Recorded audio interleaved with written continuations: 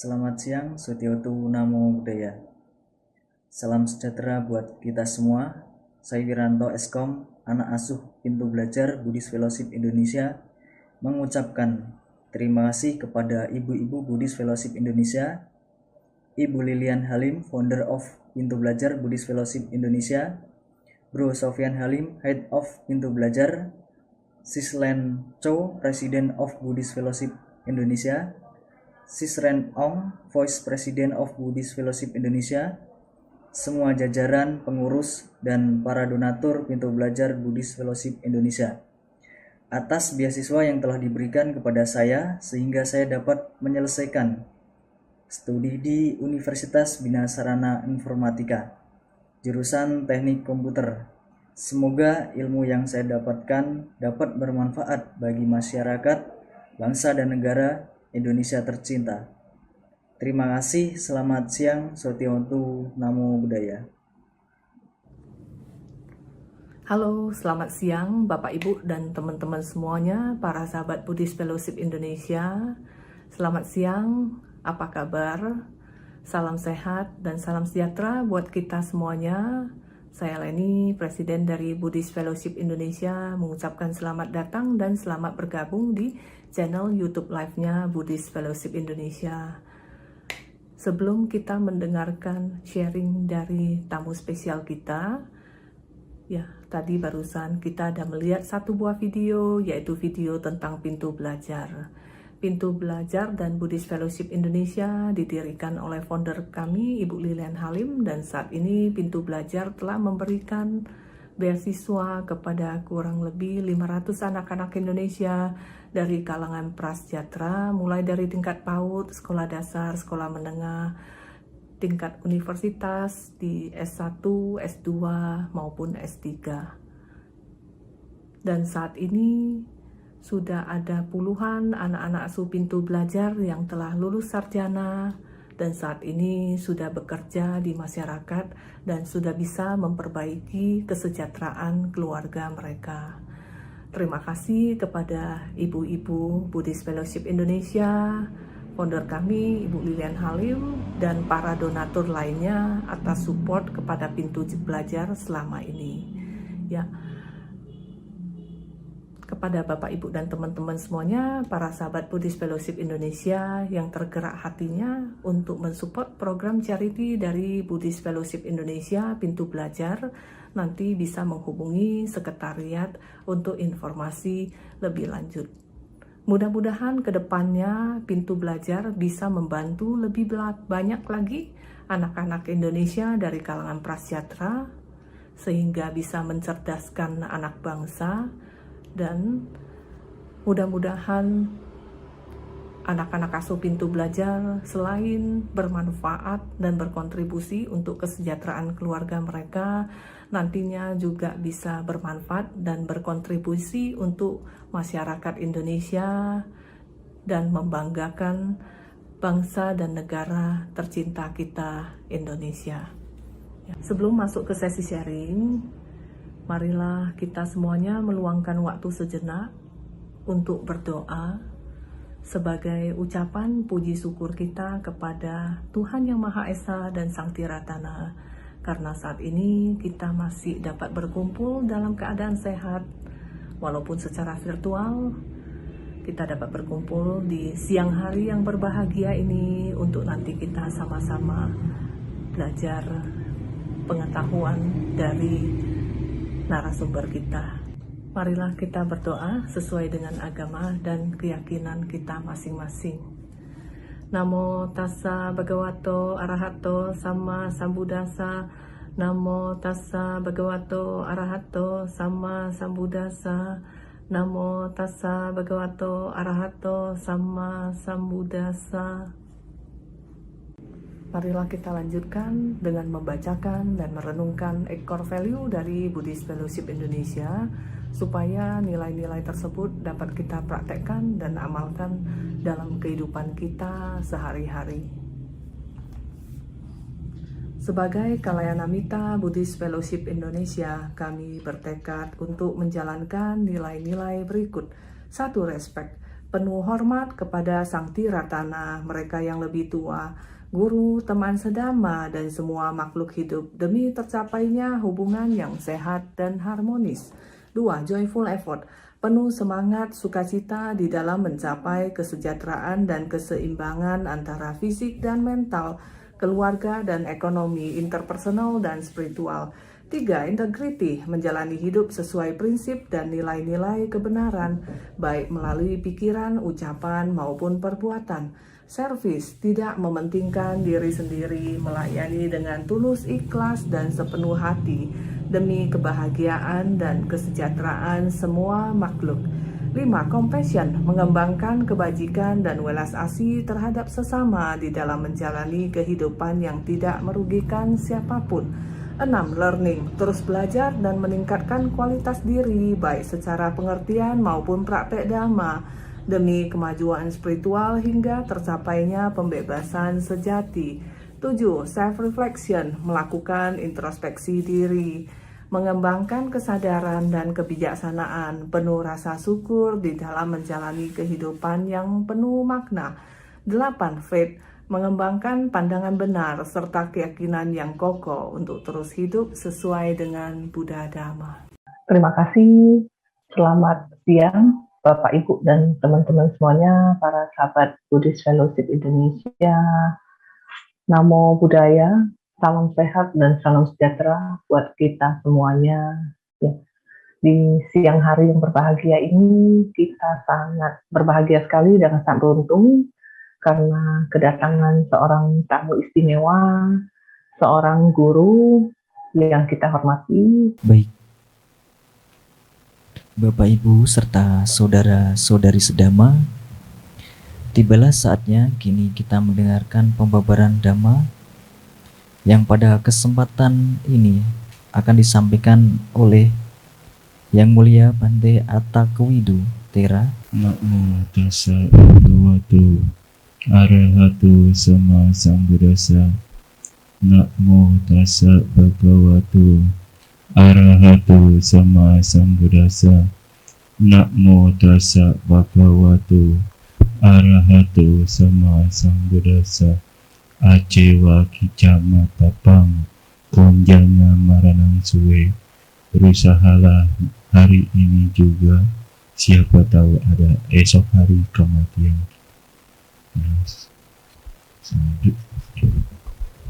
Bante mau mengucapkan selamat siang, Sukihotu Namo Buddhaya.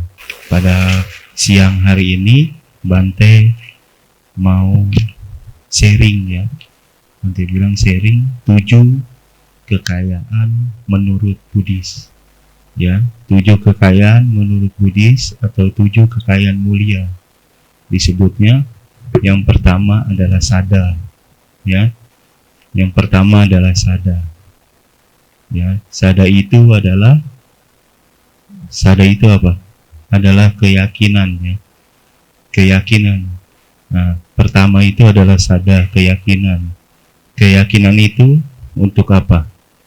Kepada siapa kita yakin? Kepada Buddha, Dhamma, dan Sangha.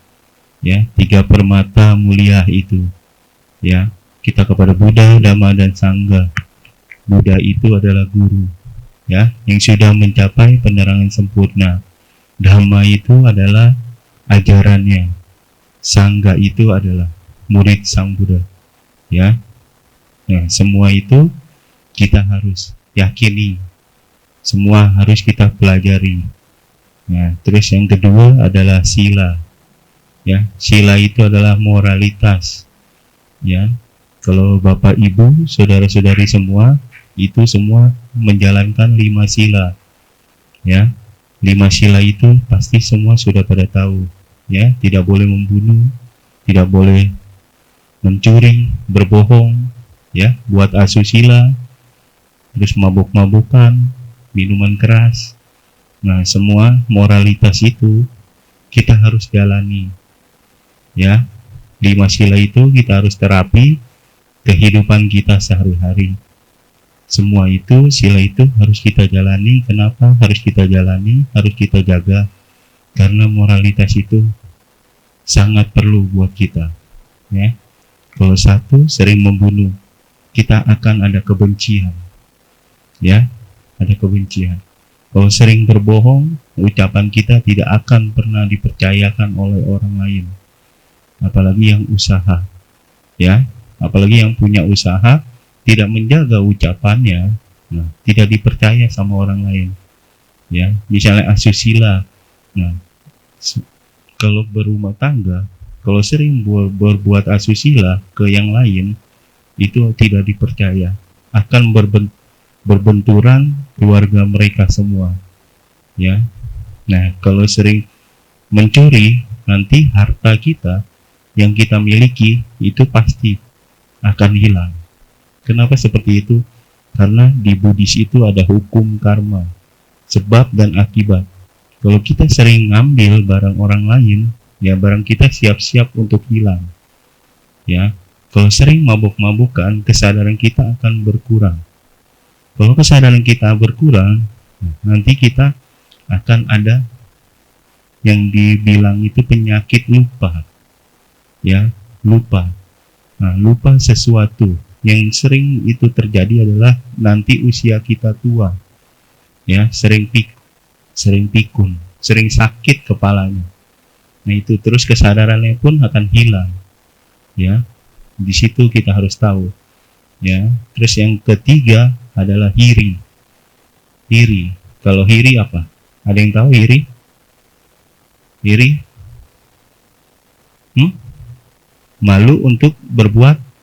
Nah, iri malu untuk berbuat jahat. Ya, apalagi kita berteman atau berkeluarga. Ya, apalagi yang usaha. Nah, itu kita malu untuk berbuat jahat. Kadang-kadang kan kita sifat manusia tidak luput ya dari kesalahan, ya kan? Kita dikasih 100.000, nah kita maunya dapat yang 200.000 di situ. Karena kenapa? Nah, kita nanti akan bilang ke orang lain, ke teman kita, ya kita dikasih 200.000. Contohnya gampang, paling mudah adalah pas kita gajian, ya THR. Biasanya orang kasih THR ya. Nah, teman-temannya bertanya, kamu dikasih berapa? Padahal di amplop itu isinya 500.000. Tapi dia bilang 1 juta.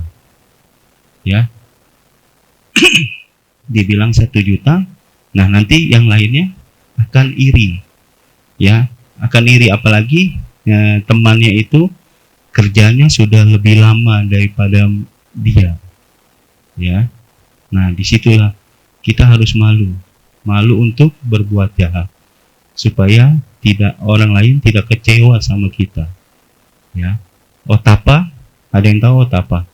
Takut ya, takut akan hasil perbuatan jahat. Ya, hasil perbuatan jahat. Nah, kalau kita takut hasil perbuatan jahat, kita jangan berbuat kejahatan. Ya, kita harus jaga. Yang tadi Bante bilang, moralitas itu harus kita jaga. Kalau kita takut kayak tadi yang Bante bilang, kalau kita punya sesuatu akan hilang, nah kita jangan berbuatlah untuk mencuri, mengambil barang orang lain. Ya, kalau kita takut ketinggalan sama istri kita, anak kita, kita janganlah berbuat sesuatu yang bikin mereka kecewa. Ya, terus bahu sutta. Ya, bahu sutta. Bahu sutta itu adalah pengetahuan. Ya, pengetahuan untuk diri kita masing-masing, pelajaran. Ya, kita seringlah belajar terus. Ya, Bante pernah mendengar, pasti Bapak Ibu semua pernah mendengar Anggulimala. Ya, Anggulimala. Dia saat itu berbuat kesalahan sangat besar, tapi dia memperbaiki. Saat ketemu Sang Buddha, Anggulimala itu memperbaiki. Nah, jadi dia nyampai tingkat kesucian. Ya, kenapa bisa seperti itu? Nah, karena dia ada perubahan, ada kemauan. Kadang-kadang kita Bante pernah baca tentang di yang waktu Sang Buddha ada si pelacur pelacur dan si petapa. Ya, si pelacur itu pikirannya baik. Dia belajar menjaga pikirannya yang baik. Nah, saat itu pikiran dia baik. Enak ya jadi petapa. Duduk berdiam diri, menjaga batin, ucapan, dan perbuatan. Tapi si petapa itu berpikir sangat buruk. Itu nggak malu ya berbuat seperti itu. Dia berbicara yang tidak menyenangkan buat si pelacur itu. Nah, saat meninggal si pelacur itu masuk tempat yang suci, ya, meninggal terlahir lagi di alam yang suci karena dia melatih pikiran dia latih, ya. Kita pun sama, kita sebagai manusia seperti ini kita harus latihan, jangan pernah lelah untuk belajar. Usia itu tua maupun muda itu tetap kita belajar terus, ya. Terus jangan pernah kita terbebani dengan 5 sila, apalagi dengan 8 sila, ya. Kayak Bante 227 sila. Kalau Bante merasa terbebani dengan sila itu, nah Bante tidak akan panjang seperti ini, ya. Jadi Bapak Ibu jangan terbebani oleh 5 sila itu. Bante selalu bilang kepada mereka, satu artinya apa, ya kan? Kita berlatih menghindari pembunuhan makhluk hidup, ya. Kita berlatih. Nah, kita harus mengurangi. Nah, kita harus belajar. Kalau itu menurut kalian salah, kalian harus rubah, ya. Kalian kan sudah tahu Dhamma itu ajaran, pasti kalian sudah tahu. Di situ kalian harus hati-hati, ya. Kalian harus belajar bagaimana untuk merubah menjadi baik. Tadinya kita melakukan keburukan, kita harus rubah menjadi baik, ya. Bukan kita karena kita takut dengan moralitas itu, 5 sila itu, kita tidak bisa berkembang. Kenapa tidak bisa berkembang? Bante, saya sila keempat nggak bisa. Bante, saya sila kelima nggak bisa. Bante, saya sila ke-1 tidak bisa. Bante, saya bisanya 2 sila doang, ya. Tidak berbohong dan tidak mencuri. Nah, 3 lagi, ya kita harus perbaiki pelan-lahan. Semuanya itu perlu belajar. Bante selalu bilang, kita bukan masalah tua atau muda. Belajar itu sampai kita meninggal. Nanti saat kita meninggal, apa yang kita bawa? Itulah perbuatan baiklah yang kita bawa. Jasmani kita tidak kita bawa.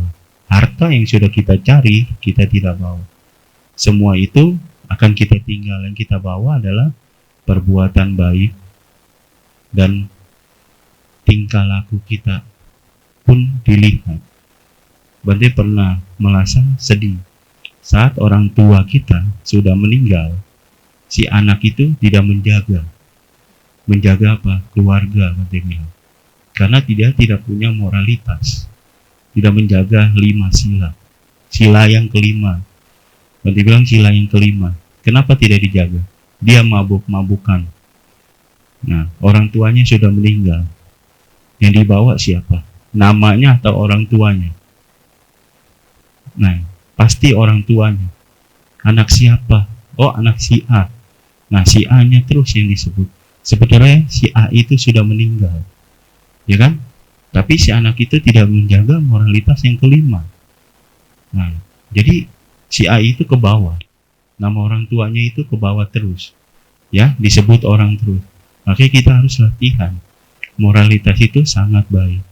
Terus lebih baik lagi kita menjaganya dengan bermeditasi. Sering bermeditasi di situ. Nah, terus yang ke-6 adalah jaga. Ya, jaga itu kedermawanan. Ya, kita sering berbuat baik. Tadi Bante baru diskusi sama anak-anak. Ya, anak-anak muda, bukan anak-anak kecil lagi. Ya, anak-anak muda. Bante bilang itu jaga. Ya, jaga itu kedermawanan. Kita seringlah berbuat baik. Jangan bosan untuk berbuat baik. Nanti selalu bilang seperti itu.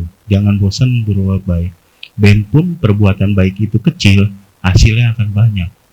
Kalian coba, kalau kalian tidak percaya, kalian coba, kalian lihat hujan itu kan pasti ke genteng ya, genteng. Kalian punya kendi atau ember yang besar, kalian taruh di bawahnya. Nah, setetes air itu bisa memenuhi kendi itu dan ember itu. Air itu keluarnya seperti apa?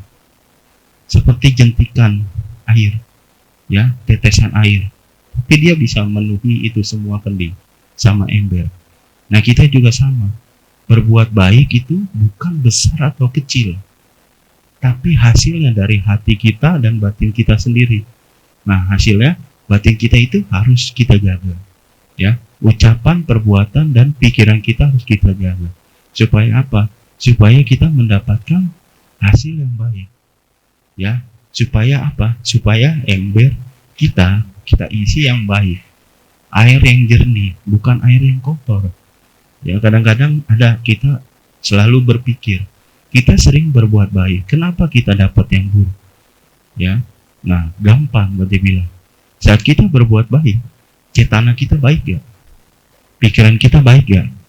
Kalau kita pikiran kita nggak baik, dan pun kita berdana, itu nggak bakal dapat hasil yang baik. Ya, kalau kita mau lihat ada sebuah mangga, ada satu sebelahnya digigit sama binatang laler atau binatang apa gitu yang bikin buah itu busuk, tapi sebelahnya lagi tidak bagus, ya kan? Tapi ada satu buah warnanya bagus, satu pohon itu, satu pohon. Kenapa kok satu pohon itu tidak bagus semua? Nah, seperti itu sama. Kita berbuat baik pasti ada nilai yang kecil. Kenapa nilai yang kecil? Yang Bante bilang cetana kita tidak baik. Nah, hati kita ada keraguan-raguan. Nah, ragu-ragu untuk berbuat baik.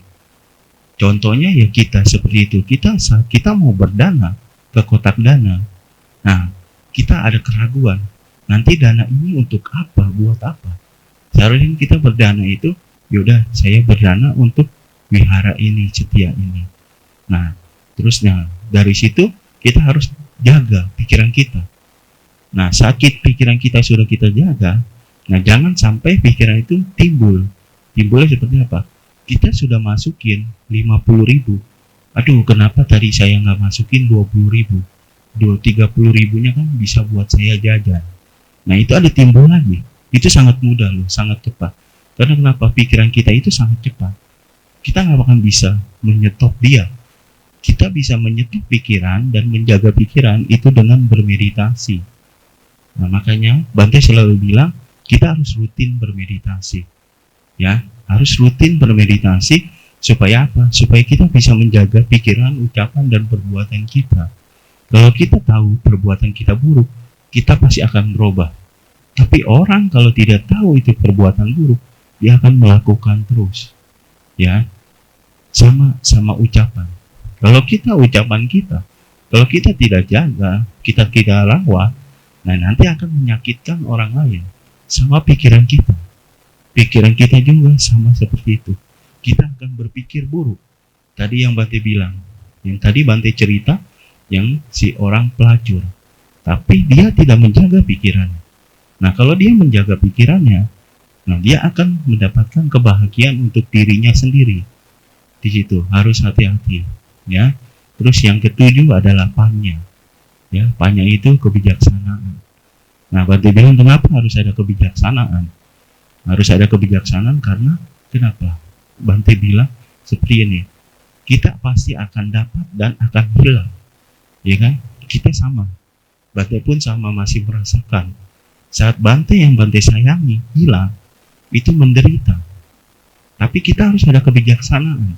Kita pasti dapat, ya kita pasti hilang. Ya sama kayak tubuh kita. Tubuh kita dulu cantik.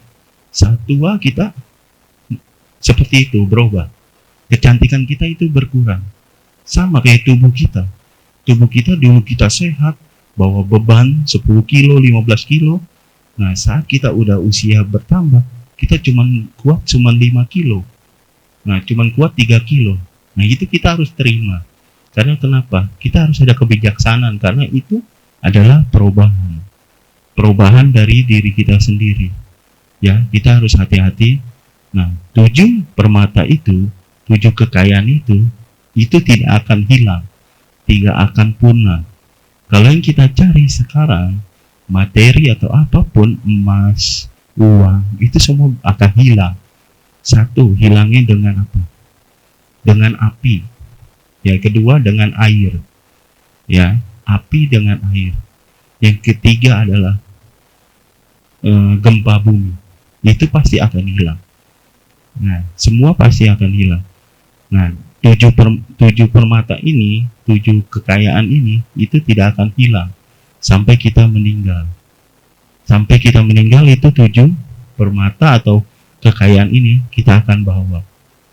Ya, tidak akan hilang. Kita kalau kita rawat semua, kita jalanin semua, itu sangat baik. Yang paling penting, ya, yang paling kecil dulu lah kita menjaga moralitas. Ya, itu paling sehari-hari kita sering kita lakukan. Ya, yang paling mudah kan mulut, ya. Mulut itu paling mudah. Itu 5 itu bisa kita lakukan dengan satu objek kita, indera kita, mulut. Semua bisa. Ya, dari situ kita harus rawat. Ya, harus rawat moralitas kita, ucapan kita, pikiran kita, dan perbuatan kita. Nah, kalau kita jaga itu semua, sehari-hari kehidupan kita, itu kita akan bahagia. Itu udah otomatis, karena kenapa? Landasan itu dari situ dulu pertama kali. Ya, pertama kali dari situ, moralitas kita dulu, kita jaga, kita rawat. Nah, terus dari moralitas, terus ucapan kita, perbuatan kita harus jaga. Ya. Terus yang kedua, Bante kasih pesan supaya kita sering bermeditasi. Ada yang pernah bertanya dengan meditasi, ya? Ada yang pernah bertanya, Bante, saya sudah duduk 3 jam, Bante, saya sudah duduk 2 jam, kenapa pikiran saya masih melayang, masih jelek? Kenapa seperti itu? Bante selalu bilang, saat kita duduk berapa jam? 2 jam, 3 jam kan? Dari yang Bante bilang, saat kita sudah bangun dari meditasi berapa jam? Nah, lebih dari 2 jam, dari 3 jam. Nah, lebih dominan itu di mana? Lebih dominan kita bangun dari meditasi. Nah, saat kita duduk 3 jam atau 2 jam itu, kita gunakan itu untuk saat kita bangun dari meditasi. Ya, ya, kesadaran itu harus kita jaga. Ya, kesadaran itu harus kita jaga. Nah, saat kita bangun dari meditasi, kesadaran itu kita jaga, kita gunakan saat kita duduk, kita gunakan saat kita bangun. Itulah supaya apa? Supaya kita latihan bermeditasi itu berfungsi sangat baik. Kadang-kadang kita cuma duduk doang. Duduk, sudah duduk 3 jam, 2 jam, kita lupa. Kita tidak gunakan itu. Latihan kita gunakan saat kita sehari-hari. Nah, itulah seperti itu. Nanti suatu saat, nah itu nggak ada perkembangan. Kenapa nggak ada perkembangan? Kita nggak ada praktek untuk di luar. Ya, kita praktek untuk di dalam. Nah, kita harus praktek untuk di luar karena kenapa? Situasinya itu berbeda. Bante bilang kenapa? 6 indera kita. 6 indera kita itu berfungsi sangat kuat. Ya, mata, telinga, hidung, sentuhan, mulut, ya kan? Semua pasti berguna sangat kuat. Dia sangat lebih dominan. Kenapa kita harus meditasi? Nah, itu dia. Meditasi itu untuk kita sehari-hari. Ya, karena kenapa? Kita harus ada sati di situ, ada kesadaran. Di situ kita pas saat kita sudah ada kesadaran, kita sehari-hari kita akan jaga. Ya, kita akan rawat itu semua. Nah, terus ada yang ketiga adalah ada panya. Ingat ya, ada panya. Ya, kita harus ada sesuatu pasti akan hilang. Ya, timbul dan lenyap, timbul dan lenyap. Terus ada perubahan. Ya, kita harus bisa menerima perubahan itu. Kalau kita tidak bisa menerima perubahan itu, kita akan menderita. Kita akan ada penderitaan. Kalau kita ada kebijaksanaan, di situ kita tidak ada penderitaan. Penderitaan apa? Kemelekatan. Karena kita ada kemelekatan, ya. Ada kemelekatan, apalagi ada keserakahan, dicampur dengan keserakahan. Disitulah kita harus hati-hati, ya. Kita harus hati-hati, kita jaga semua. Nah, terus ke 3 permata. Bante selalu ingatkan 3 permata, ya. Yang tadi yang pertama adalah sadar, keyakinan. 3 permata itu harus kita rawat, kita harus kita jaga. Bante selalu bilang ke anak-anak muda, Bante bilang 3 permata Buddha, ya. Buddha, Dhamma, dan Sangha. Yang pertama adalah Buddha, ya. Di wihara itu kita ada Buddha Rupang. Buddha Rupang ini hanyalah simbol, ya. Di rumah adalah orang tua kita. Jangan kita di wihara kita namaskara kepada biku, dana makan kepada biku, ya kan? Nah, tapi kita punya kesalahan. Kesalahan apa? Saat kita punya orang tua, ya kan? Bikunya makan ayam, orang tuanya dikasih emping, ya kan? Nah, dikasih emping atau dikasih indomie seperti itu, kan tidak baik. Jadi kita harus ada kebijaksanaan, ya, harus ada pannya. Kita harus lihat dulu di sana. Nah, kalau kita mau jaga itu semua, kita harus jaga dulu, ya. Jaga 3 permata itu. Dan terus yang Bante lanjutin tadi, nah, saat kita berdana, itu yang paling simpel, yang Bante sering ketemu, ya kan? Namaskara. Bante selalu bilang ke anak-anak muda atau ke bapak ibu semua, Bante bilang namaskara kepada Buddha, Dhamma, dan Sangha. Nah, jangan ke individu bikunya. Individu biku itu yaitu hanya simbol, ya, hanya simbol. Biku itu bukan untuk dinamaskarai, maksudnya dihormati seperti itu. Jadi untuk dijaga, ya, untuk dirawat, ya, bukan untuk disembah seperti itu. Nah, terus Bante bilang seperti itu. Nah, saat kita namaskara kepada Buddha, Dhamma, dan Sangha, ya, nanti jangan ada salah paham lagi. Terus yang masalah makanan tadi, nah, Bante bilang, nah, kita masak apapun di rumah itu yang kita bawa, ya. Misalnya mie goreng, kita masak mie goreng, kita bagi 2 mie goreng. Oh, ini saya mau bawa ke wihara, oh ini buat istri saya, buat suami saya, buat orang tua saya. Seperti itu, harus dibagi 2. Nah, kita masak apa lagi, kita bagi 2 lagi, ya. Jadi seperti itu, jangan membanding-bandingkan perbuatan yang mau hasilnya baik.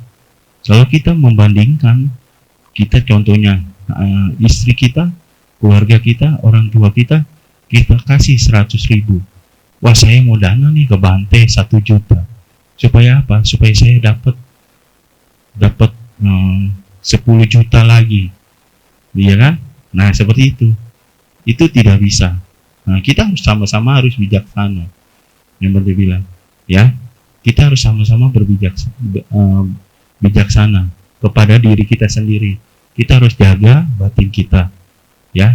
Kalau kita mau hasilnya baik, kita perbaikilah dulu keluarga kita. Kita mau berbuat baik, jagalah keluarga kita, ya. Terus jagalah sangga. Nah, 3 permata ini Bante minta untuk kita jaga bareng-bareng, untuk kita rawat bareng-bareng. Karena kenapa? Bante butuh umat pun butuh Bante, ya. Supaya kita kerjasama yang baik, kita jaga 3 permata ini. Semoga dengan kita menjaga 3 permata ini, penerus kita itu selalu sama seperti kita, menjaga 3 permata. Tadi Bante baru diskusi sama anak-anak muda juga, Bante bilang, anak muda itu bukan tidak bisa apa-apa, tapi anak muda itu banyak inisiatifnya, kreasinya, Bante bilang. Kenapa? Nanti saat kita tua, pasti anak muda itulah yang nerusin kita, penerus kita. Nah, kita harus menjaga mereka pun, harus kita jaga dan kita rawat. Nah, kita harus benar-benar untuk menjaga pikiran pikiran mereka, ucapan mereka, dan perbuatan mereka. Tadi Bante baru ngobrol juga tentang game, ya kan? Anak-anak paling suka sama game. Nah, paling suka sama game. Kita bisa memberitahukan kepada mereka, ya, bukan kita berpikiran buruk kepada mereka. Wah, anak ini malas, tapi kita nggak bergerak. Tadi Bante bilang, kita sayang sama orang tua, tapi kita bisa nggak action kepada orang tua? Ini ada di 7 permata ini, ya, 7 kekayaan ini. Nah, kenapa? Kita bisa nggak action kepada orang tua? Nggak bisa. Mereka hanya bilang sayang. Saya sayang sama mama sama papa. Tapi saat orang tua itu butuh kita, bisa nggak kita bantu? Belum tentu mau, ya kan? Nah, seharusnya kan kita bantu. Saat orang tua butuh apa, kita bantu dia. Disitulah kita harus ada, ya, harus ada kesadaran, ya, harus ada kesadaran, harus ada perubahan. Di situ kita harus hati-hati, kita harus sama-sama untuk menjaga moralitas. Nah, kita jaga pikiran kita, ucapan kita, dan perbuatan kita. Kita harus jaga 3 permata, ya. Ya, terima kasih Bante Anumodana. Ya, Bante, sebelum masuk ke sesi tanya jawab, izinkan saya terlebih dahulu untuk menayangkan sebuah video dari Pintu Belajar. Pintu Belajar adalah program dari Buddhist Fellowship Indonesia. Buddhist Fellowship Indonesia dan Pintu Belajar didirikan oleh founder kami, Ibu Lilian Halim. Dan saat ini Pintu Belajar telah memberikan beasiswa kepada ratusan anak-anak asuh Pintu Belajar dari tingkat PAUD, sekolah dasar, sekolah menengah, baik di universitas, baik strata 1, strata 2, maupun strata 3, yang tersebar di berbagai wilayah Indonesia. Ya, video ini menceritakan tentang seorang anak asuh Pintu Belajar yang berada di Singkawang, Kalimantan Barat. Marilah kita bersama-sama tonton terlebih dahulu. Ya, terima kasih.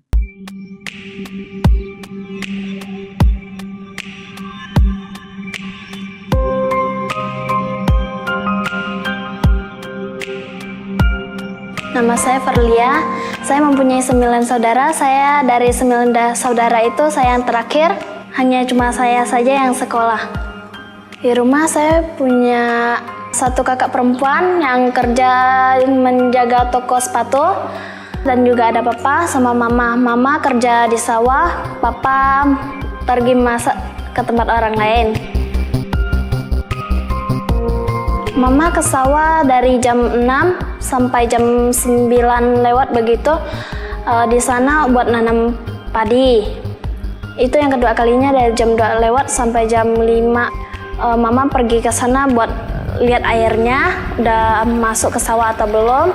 Juga biasa mama di sana nanam padi juga, cabut rumput yang di sawah. Papa sih biasa sering memasak resepsi pernikahan dan juga biasa resepsi ulang tahun Pekong. Kalau 1 minggu itu biasanya ada yang nyuruh, itu dia baru ikut. Kalau lagi nggak masak, bantuin mama di sawah. Kalau umur mama udah 60 tahun, umur papa itu udah 55. Kakak biasanya kalau punya uang lebih dia ada bantu, kalau tidak. Saya biasa di rumah bantuin mama masak dan beres-beres rumah saja. Di hari Minggu saya juga ada mengikuti kegiatan Damayobana yang diselenggarakan dari Viara. Saya di Damayobana belajar mengetik, kerajinan tangan, storytelling, bernyanyi, dan parita. Saya punya cita-cita menjadi seorang koki. Mungkin saya bisa usaha sendiri. Kalau ada modal saya bikin masak di warung dulu. Kalau ada modal lebih baru ke restorannya. Fokus ke pekerjaan biar bisa bahagiain mama sama papa. Saya berterima kasih banyak kepada Pintu Belajar sudah membiayai dari sekolah saya bisa sampai di SD, mungkin bisa tamat SMK.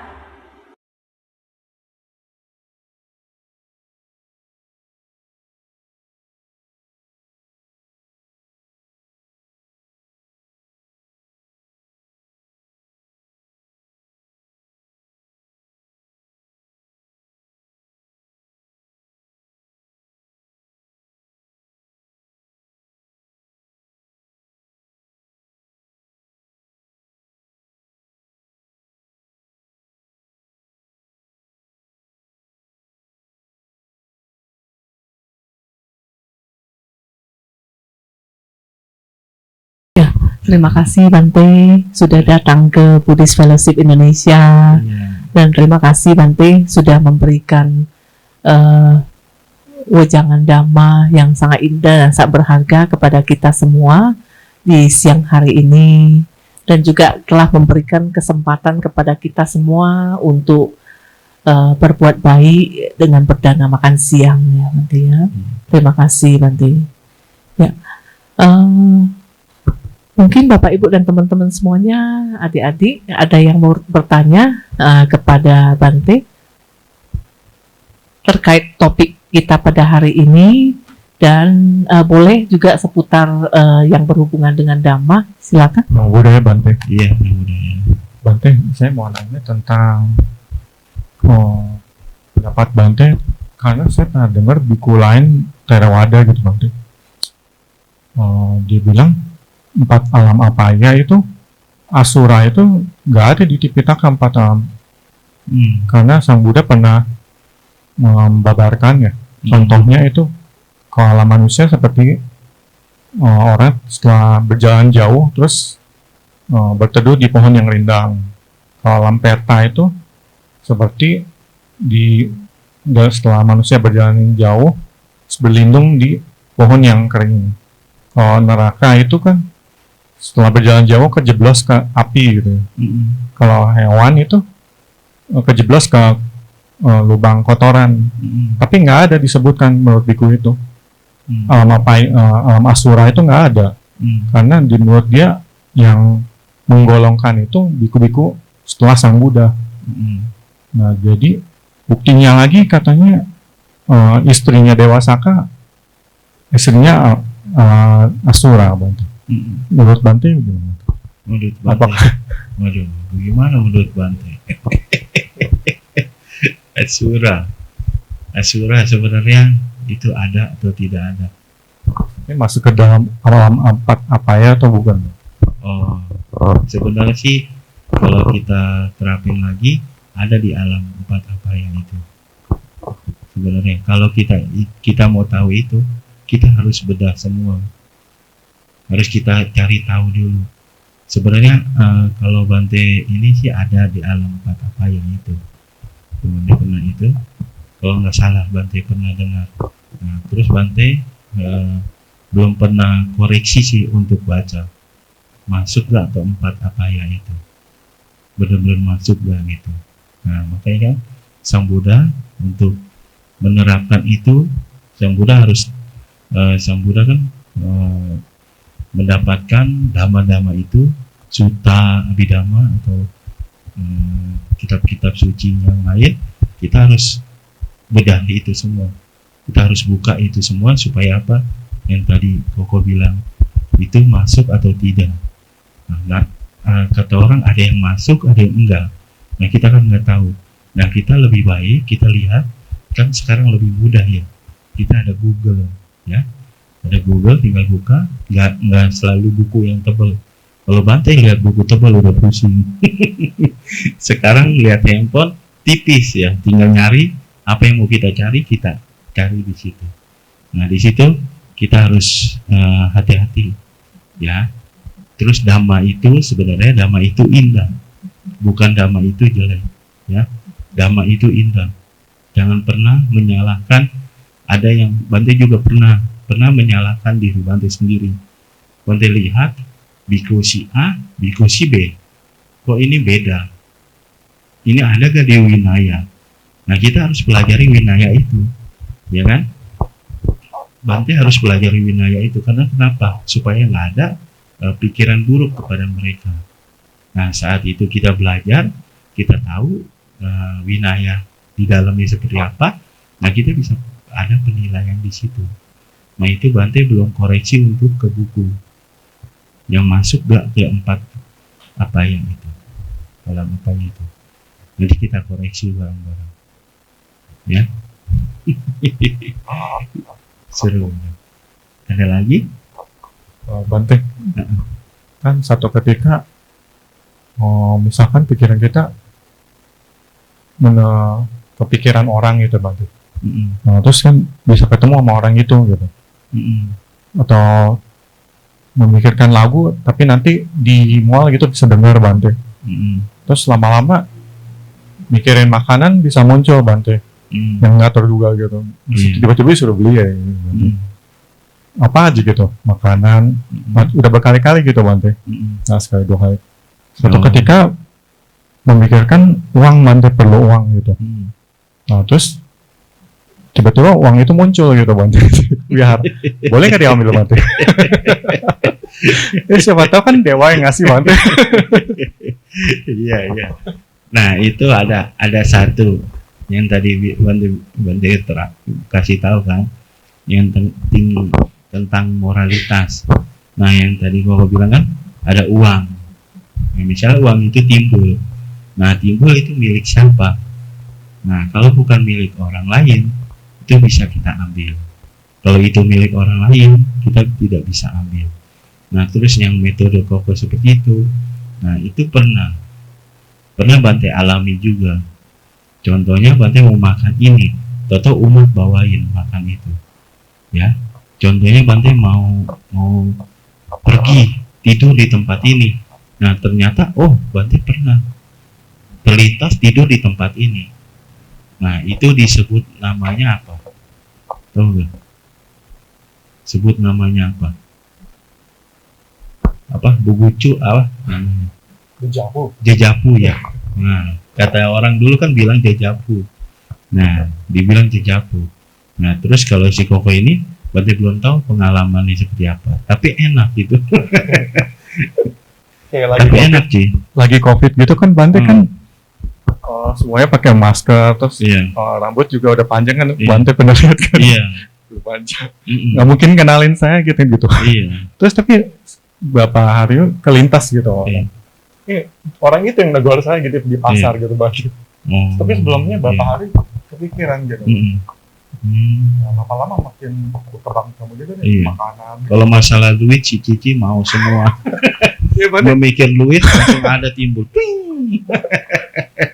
Kalau handphone, dompet gitu kan punya orang ya Bante. Kita nggak bakal ambil juga. Benar. Iya. Jadi kan timbul pada mau nanti dah.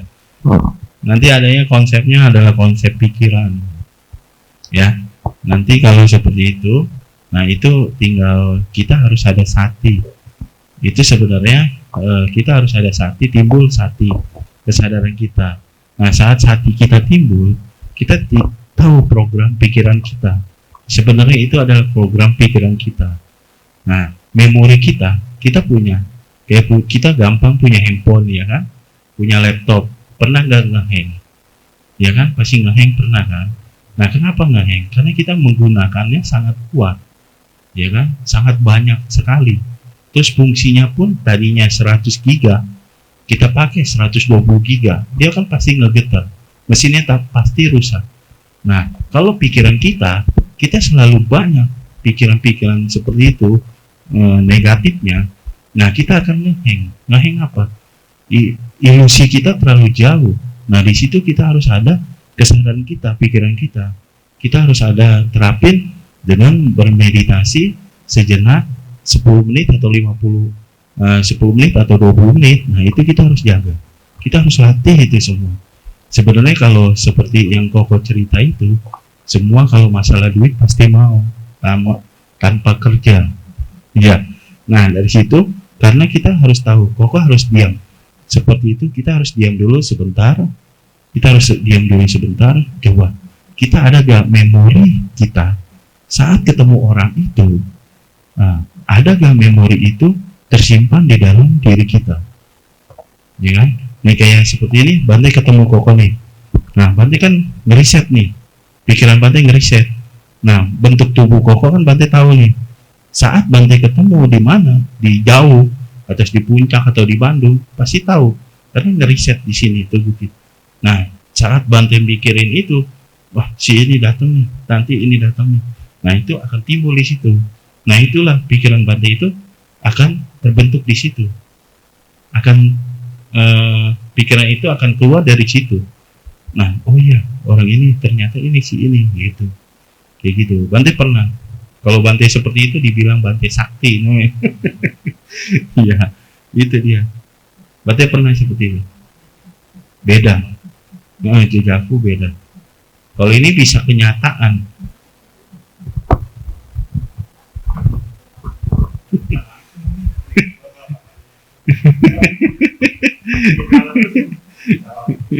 Bisa lebih. Oh, beberapa hari dulu baru timbul. Iya, sama seperti itu. Ngaji sering seperti itu tuh. Nah, itu bentuk-bentuk pikiran kita, ya. Tapi lebih baik kita isi yang baik-baik, ya. Nah, makanya Bante seperti ini. Kita punya tubuh, ya kan? Tubuh kita gampang sakit, ya kan? Terus tubuh kita gampang menderita. Tapi kita tidak sayang sama tubuh kita. Kita tidak rawat tubuh kita.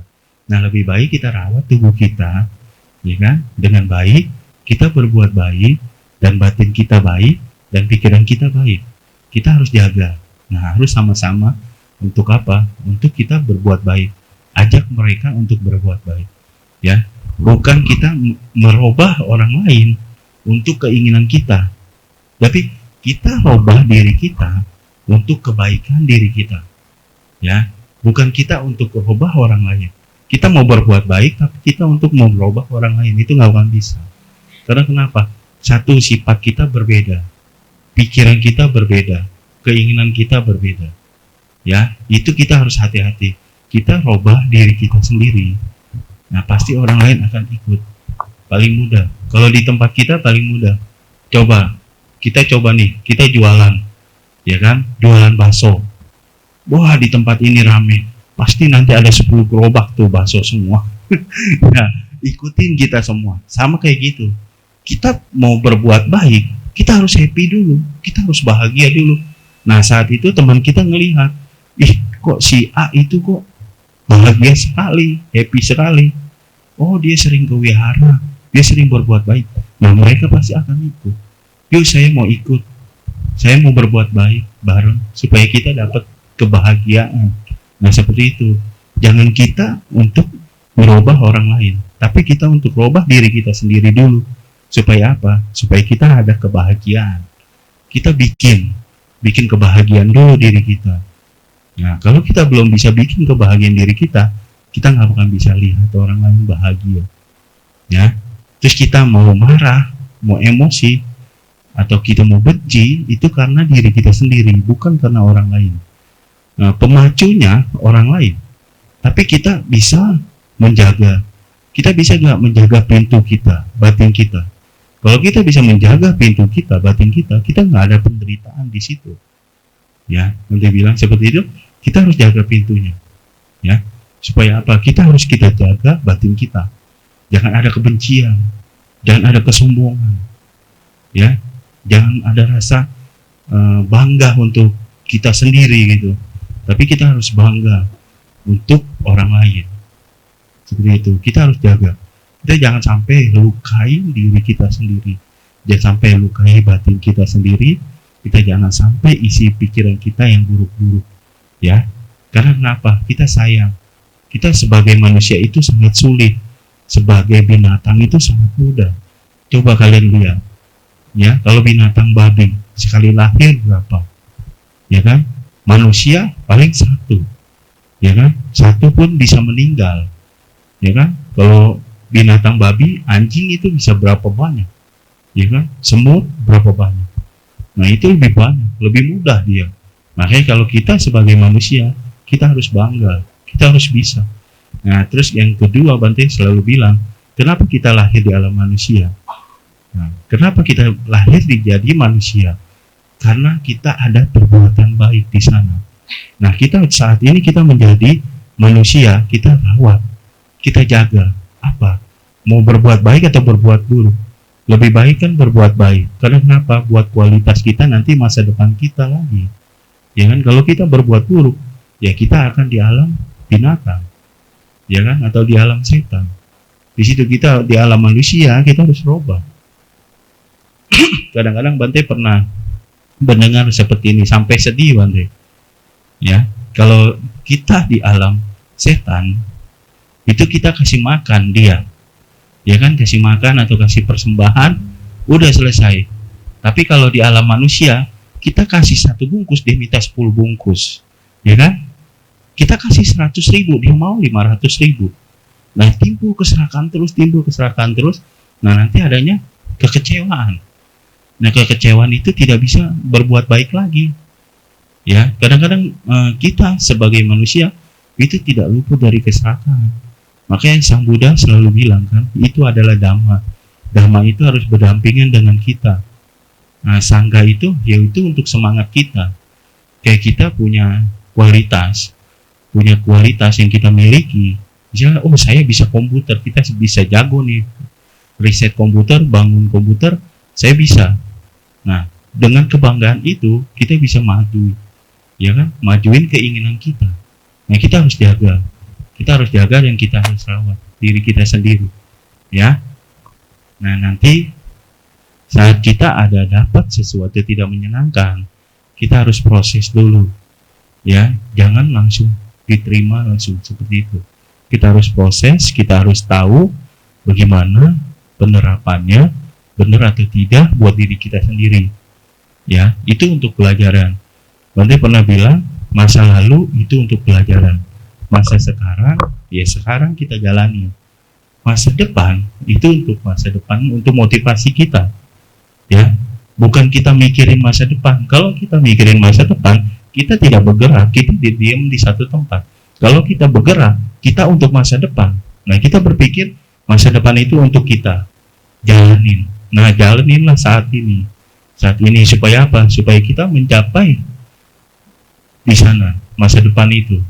Ya kan? Sama yang kita Sang Buddha pernah bilang kan, kita ke negeri seberang. Gitu. Kita berjalan ke negeri seberang, sama seperti itu. Kita berjalan, jangan kita karena kita punya masa depan, kita mikirin masa depan. Kayak contohnya kita mau menghasilkan uang, kita usaha mau menghasilkan uang 100.000, ya kan? Tapi kita nggak mau jaga, nggak mau usaha atau apa. Di situ kita hanya mikirin 100 juta itu, nggak akan bisa. Kita harus usaha, kita buka toko pagi, ya kan, ramenya pagi. Nah, kita buka, terus kita lihat makanannya bagus atau tidak, doi suka atau tidak orang lain. Nah, untuk apa? Untuk supaya dapat itu yang 100 juta itu. Nah, kita harus usaha terus, kita harus jalanin terus. Jangan kita memikirkan terus, tapi kita tidak bergerak. Itu nggak bakal sampai. Ya, nanti selalu mengingatkan, jaga moralitas dengan baik, bermeditasi, jangan pernah bosan untuk bermeditasi, dan jangan meremehkan perbuatan baik. Yang tadi Bante umpamain, 1 kendi itu, setetes air bisa memenuhi 1 kendi itu. Kita berbuat baik, itu baik pun kecil, kita sering, itu pasti akan penuh, akan banyak. Ya, tapi dia berbuat baik dengan keserakahan, itu nggak bakalan bisa penuh. Bante bilang seperti tadi, air jernih atau air kotor.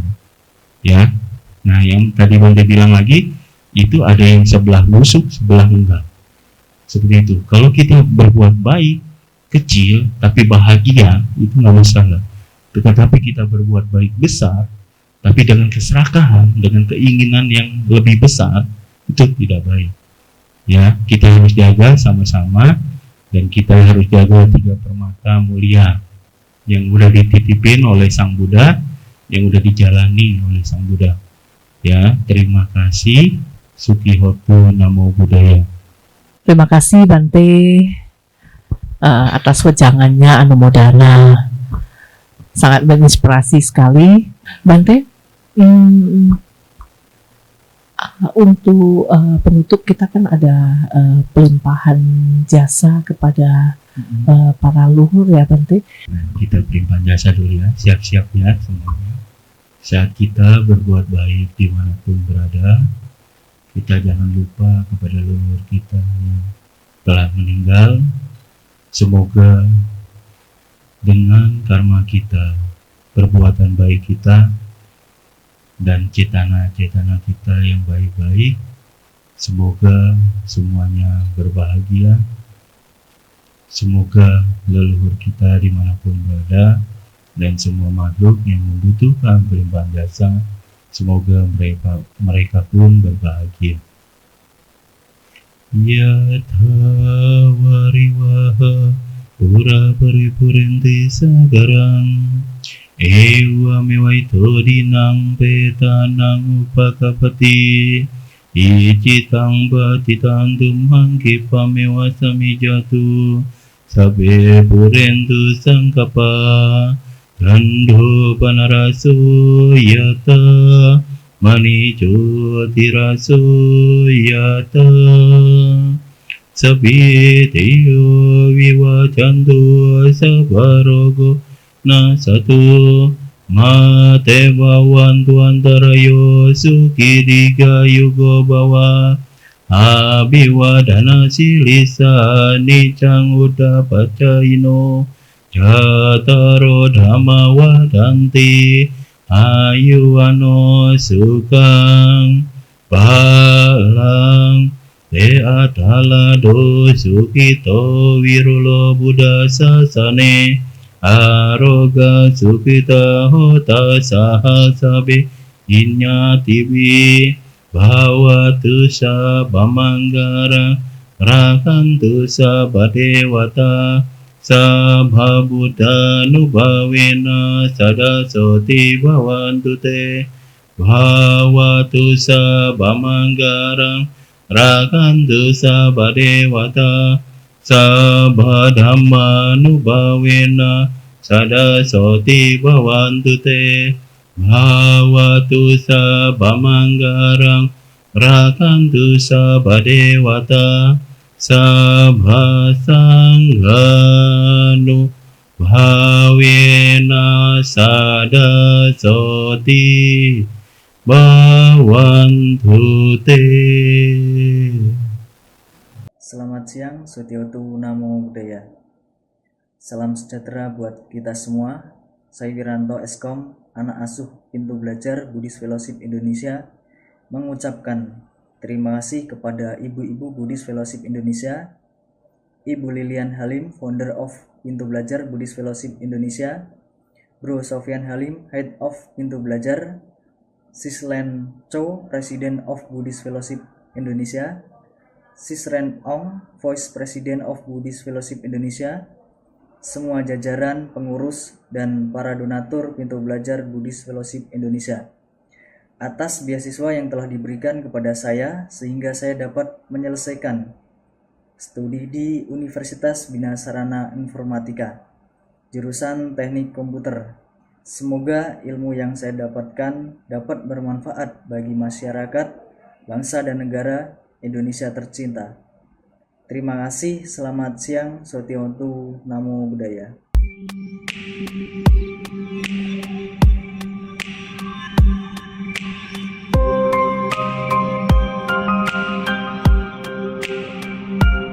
Nama saya Verlia, saya mempunyai 9 saudara. Saya dari 9 saudara itu saya yang terakhir, hanya cuma saya saja yang sekolah.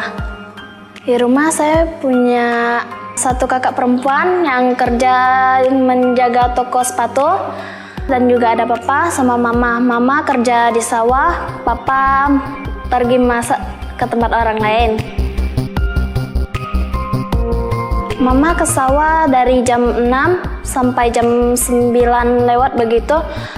Di sana buat nanam padi. Itu yang kedua kalinya dari jam 2 lewat sampai jam 5. Mama pergi ke sana buat lihat airnya udah masuk ke sawah atau belum. Juga biasa mama di sana nanam padi juga, cabut rumput yang di sawah. Papa sih biasa sering memasak resepsi pernikahan dan juga biasa resepsi ulang tahun Pekong. Kalau 1 minggu itu biasanya ada yang nyuruh, itu dia baru ikut. Kalau lagi nggak masak, bantuin mama di sawah. Kalau umur mama udah 60 tahun, umur papa itu udah 55. Kakak biasanya kalau punya uang lebih dia ada bantu, kalau tidak. Saya biasa di rumah bantuin mama masak dan beres-beres rumah saja. Di hari Minggu saya juga ada mengikuti kegiatan Damayobana yang diselenggarakan dari Viara. Saya di Damayobana belajar mengetik, kerajinan tangan, storytelling, bernyanyi, dan parita. Saya punya cita-cita menjadi seorang koki. Mungkin saya bisa usaha sendiri. Kalau ada modal, saya bikin masak di warung dulu. Kalau ada modal lebih, baru ke restorannya. Fokus ke pekerjaan biar bisa bahagiain mama sama papa. Saya berterima kasih banyak kepada Pintu Belajar. Sudah membiayai dari sekolah saya bisa sampai di SD, mungkin bisa tamat SMK.